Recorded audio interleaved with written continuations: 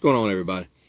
I know the other night I mentioned I was going to read from Hosea, and I am, but I was just thinking about things from our Bible study, at our Shabbat Bible study yesterday. We, read the Torah portion every Shabbat, and I just wanted to talk about a couple things from that. But I also wanted to point out, like, some people have wondered, like, why do you keep reading the same Torah portions through the year, right? So you're reading these stories over and over and over every year. Well, first of all, it's the Torah. It's God's law. It's His instruction, really, is what Torah means. It's His instruction. And every year you get something different from it. And everybody comes to, the Bible study with us, and everybody comes with it. They read it through the entire week, and everybody is doing it throughout the world, actually. Everyone that is Torah observant and Orthodox Jews as well, everyone's reading the same Torah portion. And I think there's something to say about, God's people being in unison like that. I think He speaks to everyone because we're in unison. And so everybody's like on the same page. But not that we disregard anything else in the Bible. Through the week, I'm reading things from the New Testament, the prophets, the writings. But we do the Torah portion every week. So, like, why do we do a Torah portion, reading, especially Genesis, where it's just it's really a bunch of stories of the patriarchs and just these stories of the people of God, throughout their life, the story of His people, right?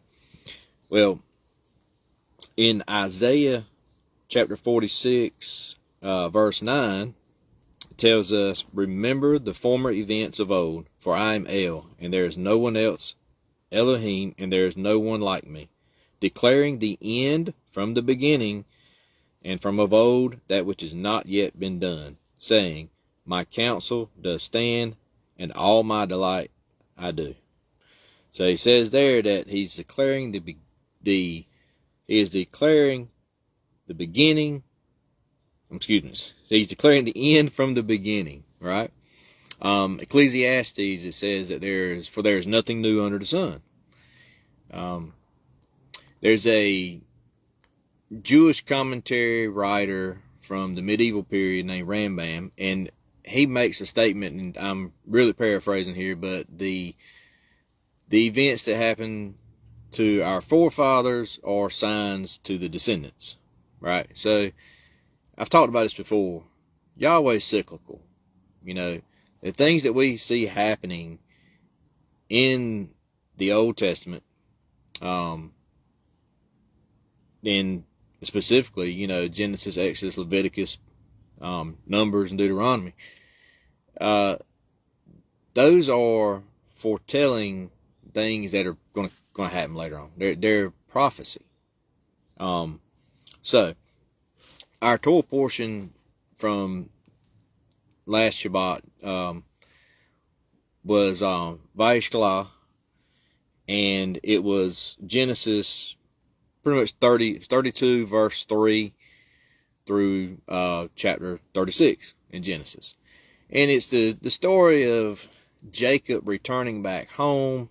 He has Esau. He knows he's angry because he's, deceived him, purchased his birthright, deceived his father, got his brother's blessing. So we see Jacob is like trying to do things on his own. He's being deceitful. He's not, just counting on the promises of God for, what he knows God's promised him. He's taking things into his own hands. He goes to Laban, goes to the house of Laban, which would be his father's brother-in-law. Yeah, father's brother-in-law. So he goes there, and that's where he meets Leah and Rachel. But But he's returning back home, and he's afraid his brother Esau is going to kill him. And we see the story there where he wrestles with a man on the riverbank after he sends his people across the Jordan to meet Esau. Well, there's a thing that before he wrestles with this man, he splits his group into two camps. He's trying to get the people in two different groups so that, because he hears that Esau's on his way with 400 men. Messengers come back to him and say, hey, we saw Esau and he's got 400 men with him. So he's assuming, oh, he's here to kill us, right? This is an act of war. So he splits his group into two. And what I find interesting there is that this is the splitting of the house. Jacob, which we know when he wrestles with the man on the riverbank, that the man, right? There's lots of opinions on who this is. Even Jewish commentary kind of debates on who this man by the river was. Was it an angel of the Lord? Some Jewish commentary even say it's a guardian angel of Esau. I don't really kind of fall in that camp. I see this as what Hebrew mindset would call the Memra, angel of the Lord, that is there, the burning bush, the pillar of smoke and fire by night, the rock in the wilderness that poured out the water. It is the presence of Yahweh with us, right? We cannot see the God face to face and live, right? We're told that, but His presence can be there. We can see Him in forms, right? It's the best way I know to describe it. But if you just do some research on what the Memra means in Hebrew writings, okay, this Memra is who would become Yeshua, the Messiah. He's not Yeshua yet in these stories in the Old Testament. He is not Yeshua until he is born a man, flesh, on the earth to be our Redeemer. But anyway, so we know that Jacob's name is changed by this man on the riverbank to Israel, right? So this is Israel. This is the house of Israel. This is the father of the 12 tribes. He splits his group into two, right? And they're going to go meet Esau. This is a splitting of the house that I've told you guys about this. You find it in Kings, the book, the first, second Kings. You see how the kingdom is split.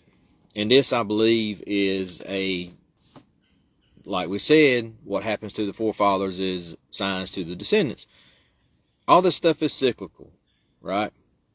And this was a plan of God for this to happen. And it was a plan for God to split the house of Israel into two.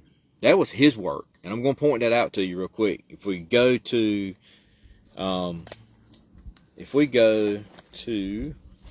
1 Kings,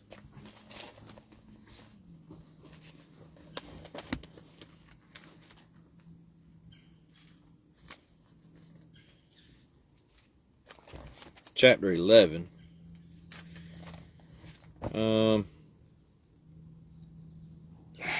is it? 14. Yeah. 11. Where you at? No. 12. I'm sorry. 1 Kings 12.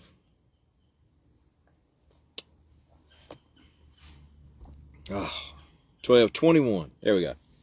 Okay. So this here is just before the splitting of the kingdom into the house of Israel and the house of Judah, right? In 1 Kings chapter 12, verse 21. And Rehoboam came to Jerusalem and he assembled all the house of Judah with the tribe of Benjamin. Remember how I've said that before, like the house of Judah, the Jews that are in Israel today and during Yeshua's time as well. The Jewish people of Yeshua's time were of the tribe of Judah and Benjamin and most of the Levites, right? Serving in the temple, okay? So, 100, okay, so in Rehoboam came to Jerusalem. They're about to have a civil war. They're about to have a conflict here, okay? And Rehoboam came to Jerusalem, and he assembled all the house of Judah with the tribe of Benjamin, 180,000 chosen brave men, to fight against the house of Israel, to do what? To bring back the reign to Rehoboam, son of Solomon. So, they're going to go and fight against the house of Israel, those 10 tribes that have split off, to bring them back into the reign under Rehoboam, the son of Solomon, so they can be unified again. Okay? But listen to this. It says, "Thus said Yahweh," God speaking here, "Do not go up or fight against your brothers, the children of Israel. Let every man return to his house, for this matter is from me." This matter is from me, is what he said. I'm doing this. I'm in control of this. This is my plan. All right, so he splits his house into two, just like we see on this last Torah portion. Jacob split his house into two, so that they would survive. Now, if something happens, at least he has something a remnant left, right? All right, so go back to the Torah portion with Jacob crossing over. Okay, so before this crossing over occurred to meet his brother, the Torah portion prior to that, we all heard the story of Jacob's ladder, right? Where he had a dream, a vision of the angels ascending and descending, and at that spot he calls it Bethel, house of the Lord. So at that spot there, after his dream, he says, "Oh, this is for sure this is the house of God here. You know, this is where God is." And he sets up a pillar. He anoints the stone. Sets up a stone pillar. He anoints it. He makes a covenant with God, and it's just a restatement of almost word for word what the covenant was that was given to Abraham. So it's just a restatement of it, you know. And then he leaves from there. Now he's made a covenant with God, but then when we see him meeting Esau, God made these promises with him, and he made a covenant with him, that I'm going to bless you. Go to this land, and I will bless you. I will make you numerous. But he gets scared. He splits his house in two, and then he meets Esau, and what does he do with it in front of Esau? He bows down 7 times to Esau, calls him master. He is submitting to Esau when God has already promised him, don't worry. Basically said, don't worry, go to the land, I'm going to bless you, I'm going to make you numerous. He shouldn't even be worrying about Esau. But instead, he's afraid, and he bows down to Esau 7 times. And that's significant.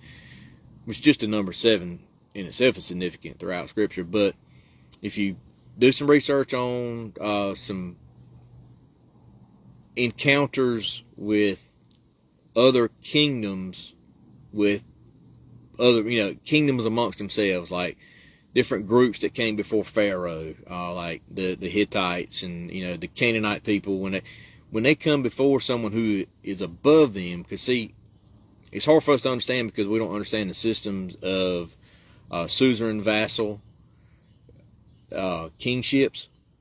But that's why I know to describe it is there's like a upper king, and then there's kings under him. Like they still keep their kingship, but they answer to the suzerain. king, right? And there's like a relationship there between them. But when these vassal kings come before the suzerain, they bow themselves 7 times. Like it's documented in some different writings from this time period. These people bowing 7 times. It means you are my king. You rule over me. I'm your servant. You know. So there he was doing that. He bowed before Esau. I mean, he's breaking the covenant he made with God. You know, he made a covenant with God first, and then he went and now he's making covenant with Esau. So, we saw him breaking the covenant. He just made a covenant with God at a place called Bethel. After this encounter with the man, you know, he wrestles with him and he renames him Israel. Renames him Israel there, which means, you know, striven with man, striven with Elohim, and is overcome. But he goes and he does this thing. He breaks this, basically breaking the covenant. He's not trusting in Yahweh. And absolute chaos breaks out in his life because he broke the covenant. You know, we're told in the Torah that, you know, it says, I lay before you a blessing and a curse, life and death. Choose life. When you follow Torah, you are blessed. When you don't, you're cursed. It's not a salvation issue. You don't do it for salvation. It never gave you salvation. It never did it never gave anyone salvation. Torah never did that. Only God can grant salvation, grant you salvation through his grace. But when you follow his ways, his instruction, you're blessed. Right? This is an instruction manual here. Right? So he doesn't follow the instructions of Yahweh, breaks that covenant, chaos breaks out. His daughter Dinah is raped. And then his, you know, Levi and Simeon, they go and, you know, basically slaughter all of them, the ones that raped his daughter, their sister Dinah. You know, not that I feel like it's not justified, but anyway, so they go and do these things, and now Jacob is just in distress because now he's got a target on his back, basically, right? Him and his people, they went and slaughtered all these people here, and so now he has to flee again, right? This is all this part of the story here is called Jacob's troubles. It's referred to a time or two. I don't remember if it's in Isaiah or Jeremiah, but anyway, Jacob's troubles, right? So throughout, if you follow that, if you're reading that story, pay attention to where he's called Jacob and when he's called Israel. Remember, he was renamed Israel when he wrestled on the river there, right? So he's broke the covenant, chaos ensues. Then God comes to him and says, return back to Bethel. And he goes back and he puts up another pillar. He anoints it. It is a covenantal renewal. And he tells him again, you're not Jacob.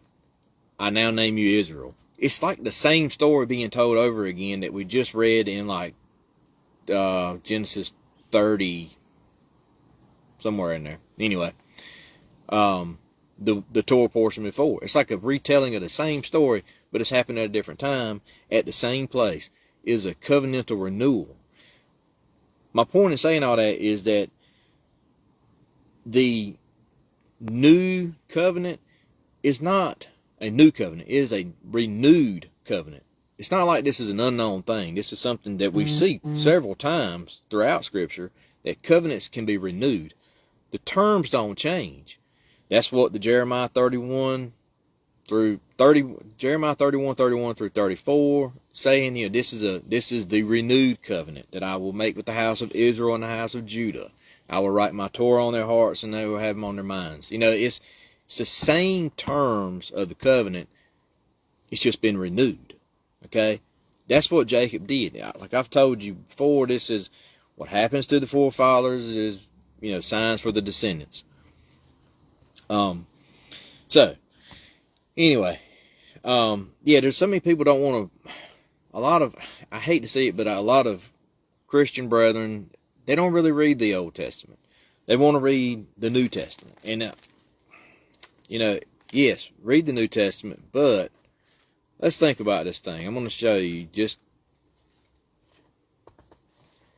and a lot of people are told, hey, don't, you're new, don't, when people first come to know Yeshua as their Messiah, and sometimes people tell them, they're like, just start with the New Testament. That's really all you need to be concerned with, because we're in the New Covenant, right?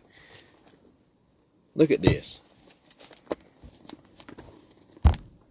This is the Old Testament. This is the New Testament. Well, why don't we just get rid of all this if it's no concern to us, right? But we know that just like the Bereans, when the gospel, the good news was brought to them, and they compared the good news being brought to them to the scriptures, what were they reading? That part, right? The Torah, the prophets, and the writings. That's how they knew the good news was true. And don't forget what is in this section, Deuteronomy chapter 13. They knew that the story about this man named Yeshua being their Messiah, that he was their Messiah because he passed the test of Deuteronomy 13, a false prophet test. They cannot do away with the Torah. They can't bring you new gods. They can't change God's word. They cannot change his laws. If he does, he's a false prophet and he's guilty, and he can be stoned. But they saw, the story brought to them about Yeshua was that he did not do away with the Torah, just like he himself says in Matthew 5:17-20, that he did not do away with it. He came to, build it up, to make it full, to show us how to walk in it and love one another, and how to walk out God's righteousness and justice. And so they knew he was the Messiah. That's something. Why do we think that so many Jewish people have a hard time accepting Yeshua as their Messiah? It's because the Jewish people know the Torah. They know God's word. Orthodox Jews do. Okay, they know God's word. And the Western church is presenting them a Messiah that did away with the Torah. They know that's impossible. He's a false Messiah if he does that. You're never going to convince any Jewish person that this man that came and lived in the first century is the Messiah, because you're presenting him as the one who nails the law to the cross, right? So anyway, all right, get away from that. Just want to point out that the things that happen to the fathers will happen to the sons. And that was that's one of my favorite Torah portions, is that story of Jacob wrestling with, my opinion, the Memra, our Savior, Yeshua, Messiah, on the bank there, and his name being changed to Israel. He splits the houses in two, and I wanted to point out that was, that happens later on, and it was from God. God said, this is because these things that are happening are from me. Let it happen. All right? And then that northern tribes, those 10 tribes there, scattered amongst the nations, and they turn to false gods. They don't keep his Torah, and they're divorced. That is why we needed a Redeemer, was because God divorced Israel. We know that anyone that accepts Yeshua as their Messiah is grafted into the tree of Israel. But how can you be married back if he divorced you? Because according to his law, could not remarry the one that you divorced, and that one had gone off and married another, like we did. We went off to false gods, false worship, right? We were adulterous. He can't marry us back. But Yeshua came. He died and was resurrected a new man. When we accept him, we die to ourselves and resurrect a new man. We are now a new man. We can come back into covenant with him through Yeshua. That's why he's our Redeemer. Okay? All right. So, we're going to read Hosea. And the reason why I wanted to read Hosea is because Hosea was a prophet in Israel after the kingdom split. And Hosea is talking to the house of Israel, house of Ephraim, the northern 10 tribes. And let's see what Hosea has to say to us, because we are scattered to the four corners of the earth. We are grafted in. We are a part of those 10 tribes that were scattered. And we need to know what Yahweh is telling us through his prophets. Right? Okay. The word of Yahweh that came to Hosea, son of Beeri, in the days of Uzziah, Jotham, Ahaz, and Jehisviah, sovereigns of Judah. Okay, during the times of these people's reign. And in the days of Jeroboam, son of Joash, sovereign of Israel. So, just establishing who he is and where he's at, right?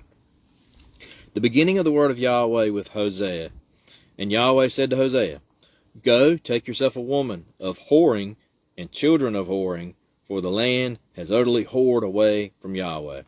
All right, so he's going to be told to marry a prostitute. And this prostitute represents Israel. Okay, he's using this as a representation to give us a metaphor, for us. Okay? So, he went and took Gomer, daughter of Diblaim, and she conceived and bore him a son. And Yahweh said to him, call his name Yisrael, for in a little while I shall revenge the bloodshed of Jezreel on the house of Jehu, and put an end to the reign of the house of Israel. And it shall be in that day that I shall break the bow of Israel in the valley of Jezreel. And she conceived again, and bore a daughter. And he said to him, call her name Lo Ruhamah, for no longer do I have compassion on the house of Israel, so as to forgive them at all. So all these names have those meanings, okay? Remember, Hebrew names have meaning. That Lo Ruhamah means have no compassion. It means no compassion, okay? But I shall have compassion on the house of Judah, and save them by Yahweh, their Elohim, and not save them by bow, or by sword, or battle, by horses, or horsemen. He's comparing the two houses there, Judah and Israel. Remember, he doesn't divorce Judah, right? And she weaned Lo Rahumah, the no compassion, and conceived and bore a son. Then he said, call his name Lo Ami, for you are not my people. That's what the name means, not my people. Okay? And I am not for you. Yet the number of the children of Israel shall be as the sand of the sea, which is not measured nor counted. And it shall be in the place where it was said to them, you are not my people. They shall be called, you are the sons of the living El. Okay, it's funny that they're scattered. They're like the sands of the sea. And in this dispersion where they are, they're called the sons of El, like the living God. Like I see you worship God. These 10 tribes, if you do some research, they're would be scattered up into European nations. And where does the European nations go centuries later? They go west. They cross the oceans. They inhabit North America, South America, all these other places. These are Christian nations that are formed up from these European nations. Okay? It's pointing out that you're like the sands of the sea, and you will be called sons of God. These people, Christians, they know God. Okay? These are people who, all these nations know God. And the children of Judah and the children of Israel shall be gathered together, and appoint for themselves one head, and shall come up out of the earth, for great is the day of Jezreel. Say to your brothers, O my people, and to your sisters, O compassioned one, strive with your mother, strive, for she is not my wife, nor am I her husband. Let her put away her whoring from her face, and her adulteries from between her breasts, lest I strip her naked, and shall set her up as on the day she was born, and shall make her like a wilderness, and shall set her like a dry land, and shall put her to death with thirst. A few videos back, I talked about the judgments and the punishments that Yeshua took on for us as the adulterous wife. This is the adulterous wife in Hosea that he married, the prostitute, right? What is the punishments given to the adulterous wife? Stripped naked, stricken with thirst. Yeshua, go back to the crucifixion story. He was stripped naked at one point. He says, I'm thirsty. You know, he was stricken with thirst. There's a reason for all this stuff to happen. Everything had to be fulfilled. And I shall not have compassion on her children, for they are the children of whorings. For their mother has whored, she who conceived them has acted shamelessly. For she said, I go after my lovers, who give me my bread and my water, my wool and my linen, my oil and my drink. Therefore, see, I am hedging up your way with thorns, and I shall wall her in, so that she does not find her paths. And she shall pursue her lovers, but not overtake them, and shall seek them, but not find them. Then she shall say, let me go and return to my first husband, for then it was better for me than now. Scattered amongst the nations, following all these false gods, adulterous acts, realizing this is not the way you're supposed to be on. Returning back, wanting to return back to your first husband, Yahweh, right? And she did not acknowledge that I gave her grain and new wine and oil, and increased her silver and gold, which they prepared for Baal, false god Baal. Therefore I shall turn back, and shall take my grain in its time, and my new wine in its appointed time, and I shall take away my wool and my linen, covering her nakedness.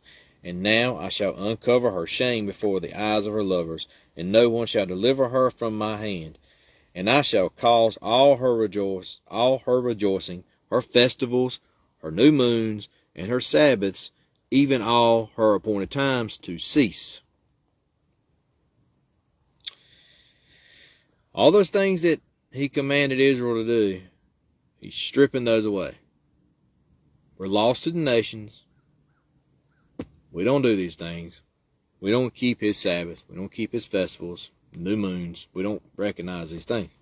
And lay waste her vines and her fig trees, of which she has said, these are my harlot fees that my lovers have given me, and I shall make them a forest, and the beasts of the field shall eat them. And I shall punish her for the days of the Baals to which she burned incense and adorned herself with her rings and jewelry, and went after her lovers and forgot me, declares Yahweh. Therefore, see, I am alluring her, and shall lead her into the wilderness, and shall speak to her heart, and give to her vineyards from there, and the valley of Achor as a door of expectations. And there she shall respond as in the days of her youth, as in the day when she came up from the land of Mitzrayim. And it shall be in that day, declares Yahweh, that you call me my husband, and no longer call me my Baal. And I shall remove the names of the Baals from her mouth, and they shall no more be remembered by their name. This is us returning back to him. He sends us out into the wilderness. These trials that come upon us while we're in this wilderness. These troubles. Jacob's troubles, right? That we just talked about. Turning back. This is a way to bring us back to him, to his ways. And in that day I shall make a covenant for them with the beasts of the field, and with the birds of the heavens, and with the creeping creatures of the ground. When bow and sword and battle I break from the earth, and I shall make them lie down in safety. And I shall take you as a bride unto me forever, and take you as a bride unto me in righteousness and in right ruling, and loving commitment and compassion. And I shall take you as a bride unto me in trustworthiness, and you shall know Yahweh. All this mess we've done, he still wants to be in covenant with us. And it shall be in that day that I answer, declares Yahweh, that I answer the heavens, and they answer the earth, and the earth answer the grain, and the new wine, and the oil, and they answer Jezreel. And I shall sow her for myself in the earth, and I shall have compassion on her who had not obtained compassion. Right? The children's name, no compassion. And I shall say to those who were not my people, you are my people, while they say, my Elohim. Then Yahweh said to me, go again, love a woman. Okay, I'm going to end that there with chapter 2, right?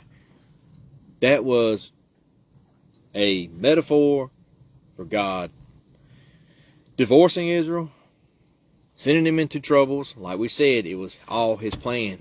Dispersion. Send out into the four corners of the earth. Guess what you lose while you're there? You lose his appointed times. You lose his Sabbaths. You forget these things. Being away from his law, his Torah, his instruction is not freedom. Like a lot of people try to say that we're free from the law. That was not what it was. No. His law leaving us is a punishment. Okay? That is his plan. We're going to see that in Hosea, pointed out to us in chapter 9 when we get there. But us losing his Torah is a punishment. Us going out into the nations and eating unclean, not knowing any better, that is a punishment. It's not freedom. Okay? We lose his instructions. The instruction manual to life. Literally lose it. It happens also in other stories. Josiah, King Josiah, they had lost the Torah. He was doing fixing up the temple and found the Torah. They had lost it for a very long time because that was God's punishment to them for not following his Torah. Okay, so he finds it, King Josiah finds it, and he reads it to everyone, and they're just so glad that they finally have his instructions again. Okay, so chapter 1 through 3, Hosea, that was a story. It was a metaphor. Him marrying the prostitute, that was the house of Israel, was the prostitute, following false gods, whoring, losing everything, and then the husband still wants her back. All right, brings her back into covenant. All right, so chapter 3. Then Yahweh said to me, go again, love a woman loved by a friend, and an adulteress, according to the love of Yahweh for the children of Israel, though they are turning to their mighty ones and love their raisin cakes. So I bought her for myself for 15 pieces of silver and 1.5 omers of barley. Same thing again, metaphor of Israel, this woman he's going to marry. And I said to her, you are to remain with me many days. You are not to whore, nor become any man's, and so I shall also be towards you. For many days the children of Israel are to remain without sovereign, and without prince, and without slaughtering, and without pillar, and without shoulder garment, or house idols. Afterward the children of Israel shall return, and seek Yahweh their Elohim, and David their sovereign, that's Yeshua, by the way, and fear Yahweh and his goodness in the latter days. Pay attention to whenever it mentions latter days. That's prophetic, near the end times. Okay? Hear the word of Yahweh, your children of Israel. For Yahweh has a case against the inhabitants of the land, for there is no truth or loving commitment or knowledge of Elohim in the land. Swearing and lying and murdering and stealing and committing adultery have increased, and bloodshed follows bloodshed. Therefore the land mourns, and everyone living there languishes, with the beasts of the field and the birds of the heavens and the fish of the sea are taken away. However, let no one strive or reprove another, for your people are like those striving with priests. And you shall stumble in the day, and the prophet shall also stumble with you in the night, and I shall make your mother perish. This is next verse here is one that a lot of people like to quote, and it's kind of quoted out of context because they don't even think about what the following thing. This is Israel, what God's judgment is for Israel, why the things have happened to Israel, right? You'll recognize it because it's said a lot. My people have perished for lack of knowledge. Agreed. Because you have rejected knowledge, I reject you from being priest for me. Since you have forgotten the Torah of your Elohim, I also forget your children. What's the lack of knowledge? What's the knowledge he's talking about? It's his instruction. Lack of knowledge about his instruction. You forgot it. You just did away with it. You know, like we're taught today, it's just done away with, right? As they were increased, so they sinned against me. My esteem they have changed into shame. They eat the sin of my people, and lift up their desire to their crookedness. And it shall be like people, like priests, and I shall punish them for their ways, and reward them for their deeds. And they shall eat, but not be satisfied. They shall whore, but not increase. For they have stopped obeying Yahweh. Whoring, and wine, and new wine enslave the heart. My people ask from their wood, and their staff declares to them. For a spirit of whoring has led them astray. And they went whoring from under their Elohim. They slaughter on the mountaintops and burn incense on the hills, under oak and poplars and terebinth, because its shade is good. Therefore your daughters commit whoring, and your brides commit adultery. I would not punish your daughters when they commit whoring, nor your brides when they commit adultery. For the men themselves go aside with whores, and slaughter with cult prostitutes, a people that do not understand or thrust down. All this stuff is false god worship acts during that time, okay? Though you are a whore, Israel, let not Judah become guilty. House of Judah, right? Do not come up to Gilgal, nor go up to Beth Awen, nor swear an oath, saying, as Yahweh lives. For Israel is stubborn, like a stubborn calf. Would Yahweh now feed them like a lamb in a broad place? Ephraim is joined to idols. I told y'all before, this house of Israel, house of Ephraim, same thing. Joined to idols. Let him alone. Their drink is sour. They have whored continually. Her rulers wildly loved shame. A wind has bound her up in its wings, and they are ashamed because of their slaughterings. Hear this, O priest, and listen, O house of Israel. Give ear, O house of the sovereign, for the judgment is for you have been a snare to Mitzvah, and a net spread on Tabor.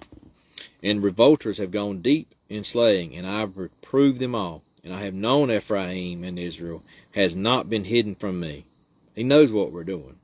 From now, O Ephraim, you have whored. Israel is defiled. Their deeds do not allow them to turn back to their Elohim, for the spirit of whorings is among them, and they do not know Yahweh.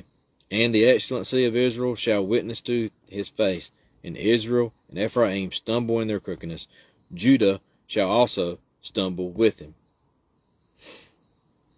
Israel shall stumble. Okay.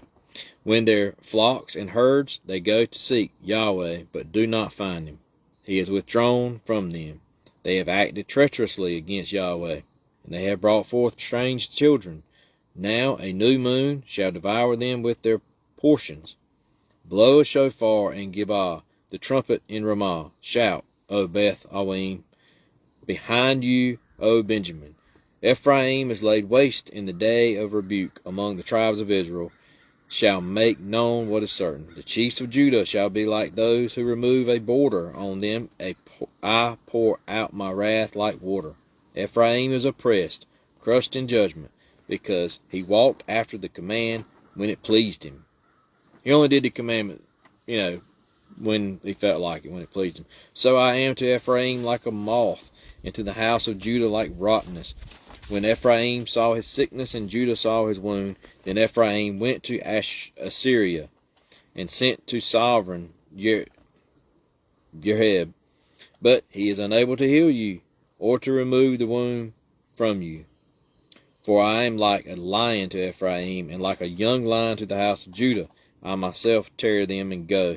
I take them away, and there is no one to deliver. I shall go. I shall return to my place, until they confess their guilt and seek my face, in their distress diligently search for me and say, come and let us turn back to Yahweh. What's he saying? Israel, do this. Come and let us turn back to Yahweh, for he has torn, but he does heal us. He has stricken, but he binds us up. Everything we read so far is just Sounds pretty bleak, right? We messed up bad, y'all. Really bad. But there's hope. First of all, we know there's hope in Yeshua. He's our Redeemer. Brings us back into covenant with Yahweh, right? But listen to this. After 2 days, he shall revive us. On the third day, he shall raise us up, so that we live before him. So let us know, let us pursue to know Yahweh. His going forth is as certain as the morning, and he comes to us like the rain, like the latter rain, watering the earth. Ephraim, what would I do with you? Judah, what would I do with you? For your loving commitment is like a morning cloud, and like the early dew, it goes away. You don't hang around long, that's what he's telling us. We turn to him and we fall back. That's been the story of his people throughout this whole scripture. Therefore, I have hewn them by the prophets. Sent the prophets to get us back in line. That's what he keeps doing. He's like, you leave like the morning dew, And so I got to send my prophets to you to get you back, right? I told people before, show me one prophet that says the law of God is done away with. Every single one is calling us back to his law, his instructions, his Torah. Okay, I have prophets. I have killed them by the words of my mouth, saying, you guys killed them because of my words. You follow that? He says, God is saying, I have killed them by the words of my mouth. Because they brought you my words, you killed them. Right? So therefore I killed them, because I gave them my word to send to you. And my right rulings break forth as the light. For I delight in loving commitment and not slaughtering. Okay? And in the knowledge of Elohim more than ascending offerings. What he's saying there is that not that these offerings given to God are bad, or that these sacrifices that are done, given to God in the temple are bad. No. The point is that he would prefer us to be obedient. Right? We're told that in Hebrews too. Look at Hebrews talks about that. He prefers your loving commitment and not the slaughterings. And he prefers your knowledge of Elohim more than the ascending offerings you give. Do this because you messed up, but I'd rather you not mess up. Right?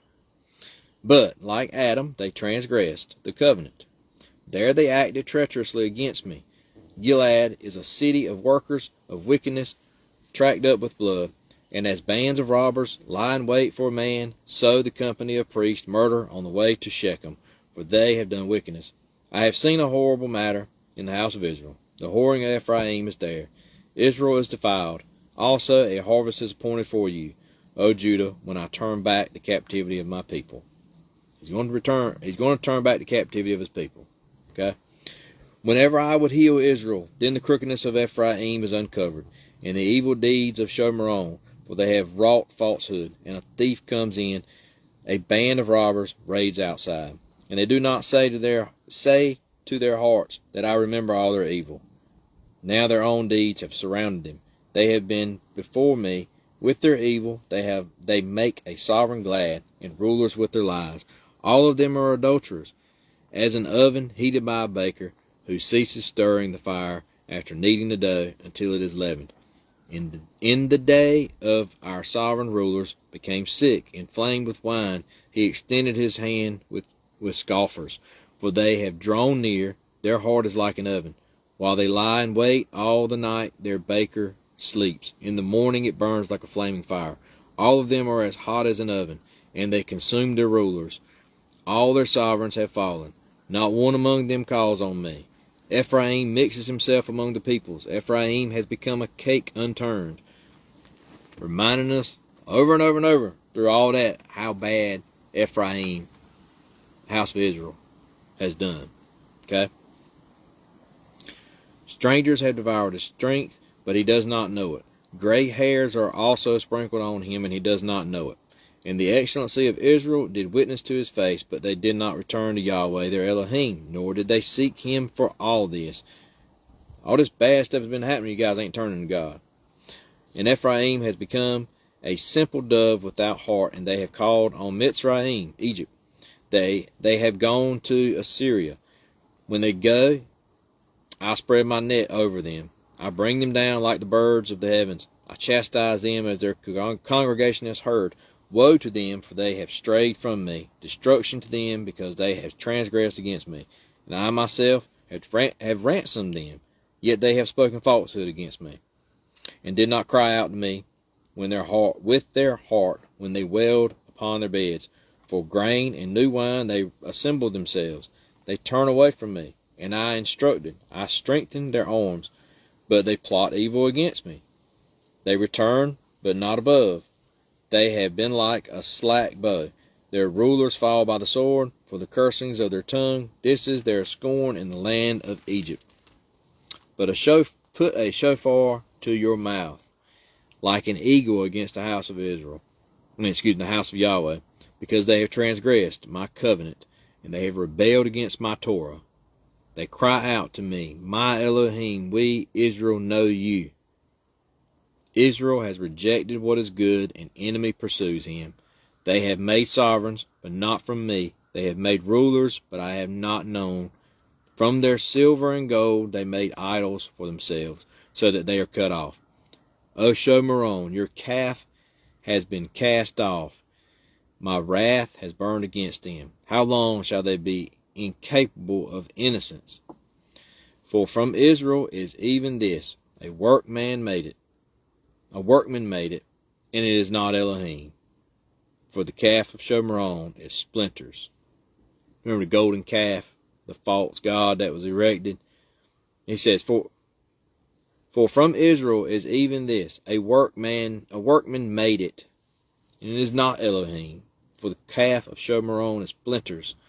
For they sow the wind and reap the whirlwind. The stalk has no bud, it yields no grain. If it does yield, strangers swallow it up. Israel has been swallowed up. They have now become among the nations as a vessel in which is no pleasure. Scattered amongst the nations, just become a part of them, right? 4 corners of the earth. The 10 lost tribes. For they themselves have gone up to Assyria. A wild donkey alone by itself is Ephraim. They have hired lovers. Also, although they sold themselves among the nations, this time I shall gather them when they have suffered for a while from the burden of a sovereign of rulers. Since Ephraim has made many slaughter places for sin, they have been slaughter places for sinning to him. I have written for him numerous matters of my Torah. They were regarded as strange. Let's read that one again. I have written for him numerous matters of my Torah. They were regarded as strange. House of Israel, those of us scattered that are grafted into Israel, when we hear the things in the Torah, we'd see them as strange, these weird commandments. Like, what in the world is this mess? Because we don't study it. We don't understand it.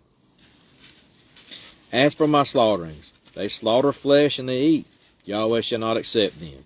Now does he remember their crookedness and punish their sins. Let them return to Egypt. For Israel has forgotten his maker, and has built palaces, and Judah has increased walled cities. But I shall send fire upon his cities, and it shall devour his strongholds. O Israel, do not rejoice with exultation like the peoples, for you have whored from your Elohim. You have loved a harlot fee at all threshing floors. Threshing floor and winepress shall not feed them, and new wine shall fail in her. They shall not dwell in the land of Yahweh, but Ephraim shall return to Egypt and eat unclean food in Assyria. That's part of the punishment. Eating unclean food. We're not set free from doing this stuff. That's not freedom of it.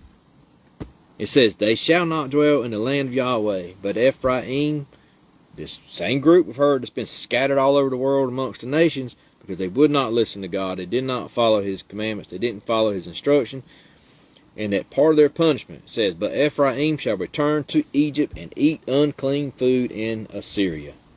They do not pour wine offerings to Yahweh, nor are they pleasing to him. Their slaughterings are like bread of mourners to them. All who eat it are defiled. For their bread is for their being. It does not come into the house of Yahweh. What do you do for the day of appointment, and in the day of the festival of Yahweh? That day of appointment is, I believe that one would be referring to Yom Kippur. What do you do for Yom Kippur and in the day of the festival of Yahweh? For look, they shall go because of destruction. Mitzrayim gathers them up. Egypt gathers them up. Moth buries them. Nettles possess their valuables of silver. Thorns are in their tents. The days of punishment have come. The days of retribution have come.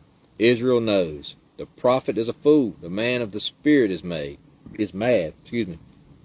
Because of the greatness of your crookedness, and great is the enmity. Elohim's watchman over you. Ephraim is the prophet, but a trapper's snare is in all his ways. Enmity is in the house of his, Elohim. They have deeply corrupted themselves as in the days of Gibah. He remembers their crookedness. He punishes their sins. I found Israel like grapes in the wilderness. I saw your fathers as the first fruits on the fig tree in its beginning. They themselves have gone to Baal Peor and separated themselves to shame and became as abominable as that which they loved. Ephraim's like a bird. Their esteem has flown away. No birth, and none with child, and no conception.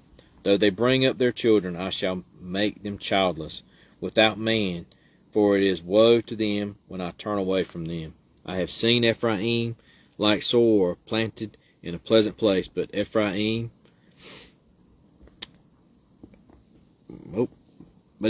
shall bring out his children to the killer. Give them, O Yahweh, give what?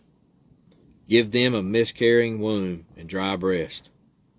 All their evil is in Gilgal, for there I have hated them because of the evil of their deeds. I've driven them from my house. No more do I love them. All their rulers are rebels. Ephraim has been stricken. Their root has dried up. They yield no fruit. Even if they bear children, I shall put to death the precious ones of their womb. My Elohim rejects them, because they have not obeyed him, so that they become wanderers among the nations. Read the last verse of chapter 9 again. My Elohim rejects them, because they have not obeyed him, so that they become wanderers among the nations. I'm going to stop right there at the end of chapter 9. We'll start back chapter 10 next time. But all this stuff, these curses, were told. God says to the people, he says, I lay before you a blessing and a curse. That's what he tells them after giving them the law of Moses, the Torah, the instructions. He said, I lay before you a blessing and a curse, life and death. Therefore, choose life. It is the instruction manual to life.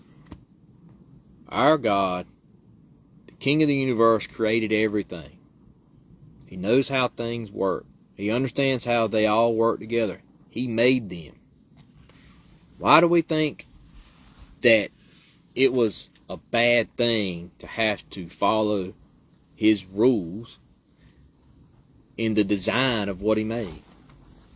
Wouldn't it be such a distress that we lose the instruction manual to something that is created, is made by someone else, and we don't understand how it all functions? If we lost that instruction manual, how bad would that be? This was Israel's punishments given to them for not following his instructions. They're divorced. They're cast into the nations. They lose his festivals, his appointed times. They don't know anything about him anymore. They're forgotten. They go out and eat unclean things. That is a punishment, because you don't even know what's clean and unclean. You don't have that anymore. Go out, live amongst the nations, lose my Torah. That's your punishment for being adulterous. But we're going to see how he keeps calling them back. Okay? He still longs to be the groom of Israel. And in Ezekiel, you read about the two sticks. Remember, two sticks becoming one. On one is Judah, one is the house of Israel. Put together in his hand, made one. The new covenant is a renewed covenant. Like I was talking about at the beginning of the video, Jacob's troubles He breaks covenant. His life goes into chaos. That's what we saw right here. Israel's breaking the covenant. Everything turns into chaos. Right? We are living in chaos. God, Yahweh made a renewed covenant with us. He renewed the covenant. Old did not go away. Okay? It's the same stipulations. Right? The same Torah is written on our hearts. It's on our minds. Yeshua came and he redeemed us. He showed us how to walk out God's Torah. If you live in the Spirit, then if you're guided by the Spirit, you will do His Torah. The Spirit guides you in His law. I mean, that's in Scripture. We don't follow Torah to be saved. Right? Torah does not justify anyone. That's only through the free gift from God. Okay? Through His grace. That's it. You follow the law because you love Him, because He did save you. You're obedient because He did save you. That's how you show your love to Him. When you become a citizen of a country, you can come here legally through the door. That's the legal way in, through the door. Yeshua is the door. You come in through the door, through the legal system. You come here, you become a citizen. From that point on, you follow the laws of this land. If you don't follow the laws of this land, you don't not become a citizen anymore. You go to jail, right? You pay fines. You're cursed. That is the curse of the law. Follow the laws of the land, you'll be blessed. You can become prosperous. You can make a name for yourself. You can have make money. You can have a prosperous life here in America. But you follow the laws of the land, right? It's no different with God's kingdom. Yahweh's kingdom. You don't have to do anything to come in other than accept the door. Go through the doorway, which is through Yeshua. Go through the door, the legal way, in, and you become a citizen of His kingdom. Well, now that you're a citizen of His kingdom, you have to live by His laws of His land, of His kingdom. If you don't, you'll be cursed. If you do, He'll bless you. Just pretty much as simple as that. The Torah never was for salvation. Never. It tells us that. It's not for salvation. That's what Paul keeps telling them. This is not how you are saved. You don't keep the Torah. You don't have to do these things to be saved. Right? You're saved through the free gift of grace from God. That's how you're saved. Then you grow in your relationship with Him through His instructions, following His right rulings. That's how you do it. So we'll come back later on. I know that's a lot of reading I just went through in Hosea. And you're like, oh man, it's just on and on and on and on and on. But this is what happens to Israel. They did not follow His ways. And these are all the stuff that's happening to Israel, us, scattered amongst the nations. And what do we need to do? So we'll come back to Hosea 10 later on. And if anybody wants to come by on any Shabbat, we do it Saturday at 1. And we'd read the Torah portion, and we kind of just discuss it amongst ourselves. There's nobody, like leading it, teaching it per se. Somebody read it, and we discuss it amongst ourselves. Some things that we might have came across through the week, leading up to the Torah portion. Because remember, through our forefathers, is the things that happened to our forefathers are signs to their descendants. Nothing's new under the sun, according to Ecclesiastes. And so He proclaimed the end from the beginning. So those things that were of old, pay attention to, because they are proclaiming the end. All right, that's why we read Torah portions. There's a lot to learn in them. All right, y'all come by and see us sometime. See you later.